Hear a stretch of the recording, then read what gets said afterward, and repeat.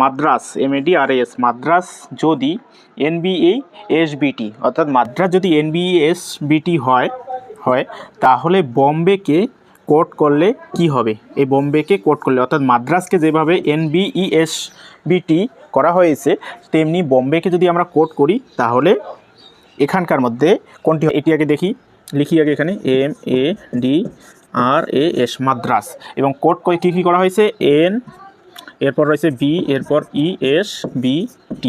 তাহলে দেখতে হবে এখানে যেহেতু সংখ্যা দেখতে হবে গুণে কয়টি রয়েছে। এখানে রয়েছে 1 2 3 4 5 6টি, নিচেও রয়েছে 1 2 3 4 5 6 6টি রয়েছে। যেহেতু একই সংখ্যা রয়েছে N বানানো হয়েছে এখানে কিভাবে M এর পর কত আসে? N আসে। তাহলে এখানে কি M এর এখানে +1 করা হয়েছে।